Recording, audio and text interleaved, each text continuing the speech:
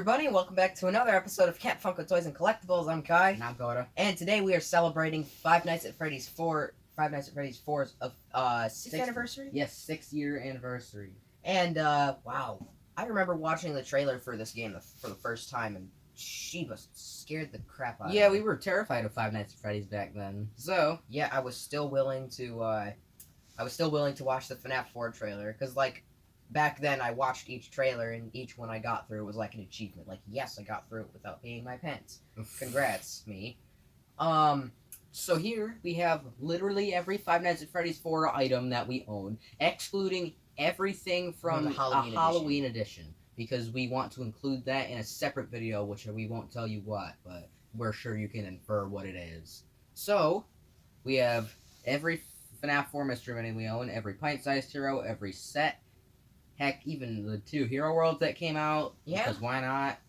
Out of the FNAF 4 plushies, we are missing the Toys R Us exclusive Nightmare Bonnie and the Jumbo Nightmare Bonnie exclusive to FYE. And the Jumbo Nightmare Foxy. And the Jumbo Nightmare Foxy, which was a Target exclusive, which I remember seeing, but we never got. Yeah, both of us remember seeing it back in the day when it came out, but yeah, we didn't bother grabbing it. You know what? You know what else I remember seeing without bothering to grab it? Golden Freddy Freaking plush. Golden Freddy plush. Yep.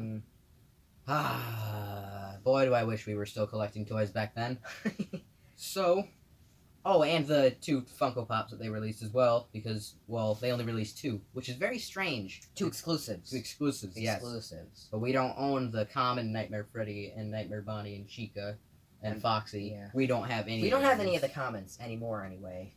I used to have the Nightmare Foxy. He used to have the Nightmare Chica.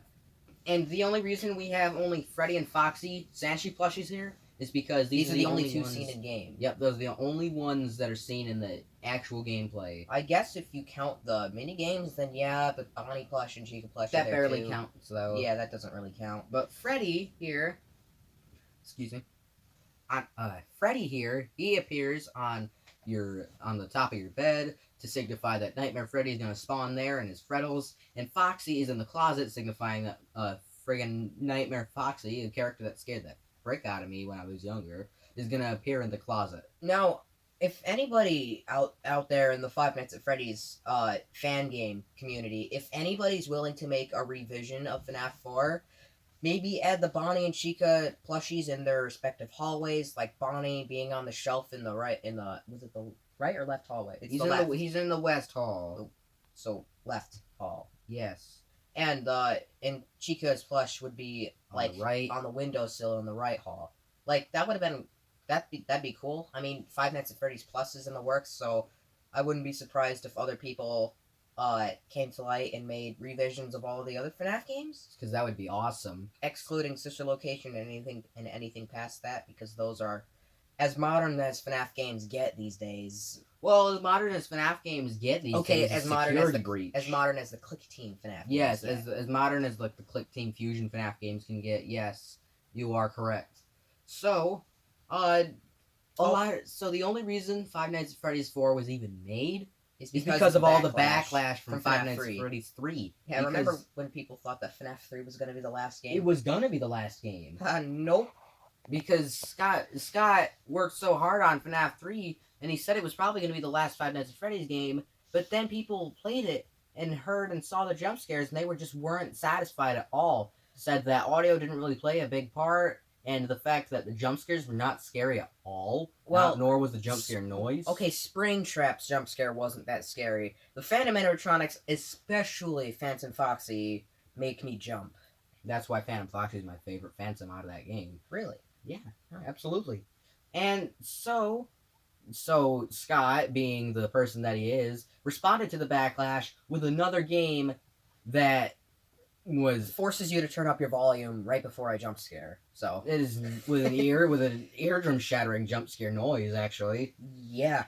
He did the same thing with the very first Five Nights at Freddy's game. He initially made a game called Chipper and Sons Lumber Company. People said that the characters looked too scary and almost looked animatronic-like. So he's like, wonder what I could do with that concept. And then FNAF came to light. So thanks for the backlash, everybody. Yeah, I'm starting to see a pattern here.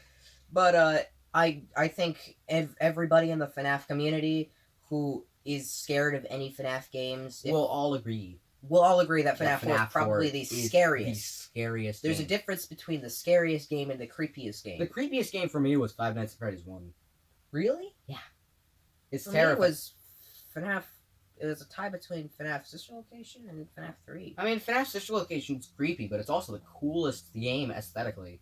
Yes, that's correct. Absolutely, But is. FNAF 3 probably unsettled me the most because of the.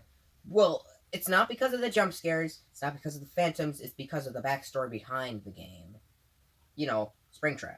I mean, I guess that checks out. But like the backstory of FNAF 4 is you're playing as a child that got bit by an animatronic and lost That's its not frontal lobe. That's not unsettling, that's just downright terrifying. Yeah. So FNAF 4 is the scariest, probably not the creepiest, because Let us know in the comments down below which FNAF game you guys think is the creepiest one and which one's the scariest one. Like, which one made you jump the most?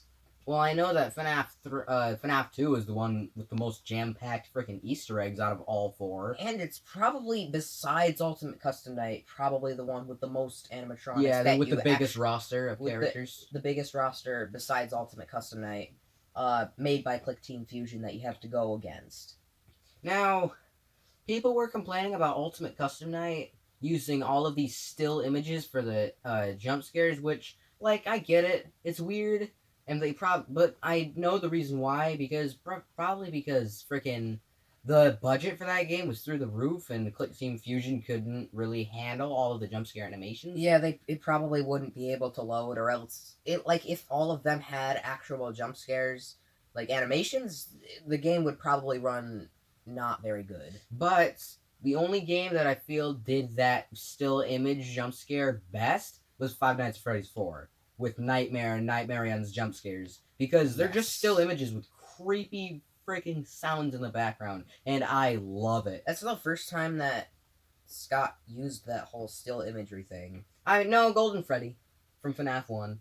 Oh yeah, you're Golden Freddy was one of the things that Golden Freddy and FNAF 4 plus FNAF 4 were like the ones where he did it best, because it was just great. Yeah. FNAF 2 didn't get that treatment, but instead got a weird floating giant Golden Freddy head just lunging towards you. That's probably, or it would be like, Plus RXQ crashing your game I whenever want to he's in say your office. FNAF 2's Golden Freddy's probably my least favorite.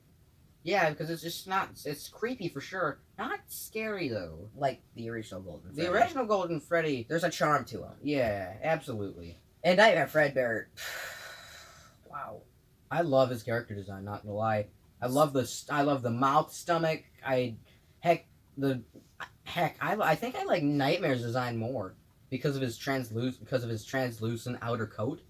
You know, on the topic of Nightmare and Nightmare Fredbear, Mr. Springs, if you're watching, I'd love to see that Nightmare Fredbear action figure sometime soon. It's looking great, bro. It's looking pretty good. It's looking fine, dude. Well, that seems to be the end of, well, everything we had to say. So, thank you everybody so much for watching. Be sure to like this video and subscribe to our channel. Be sure to hit that little bell icon for all future notifications, and get some action in the comment section, please. Again, we love hearing your thoughts. We love hearing what you have to say. And we will see you in our next upload. Bye-bye, everyone. Adios. Hello, viewers, and thanks for tuning in to Camp Funko Toys. Be sure to follow us on Facebook, Twitter, Instagram, and our Spotify podcast, Twins Talk Toys. This is Camp Funko signing out.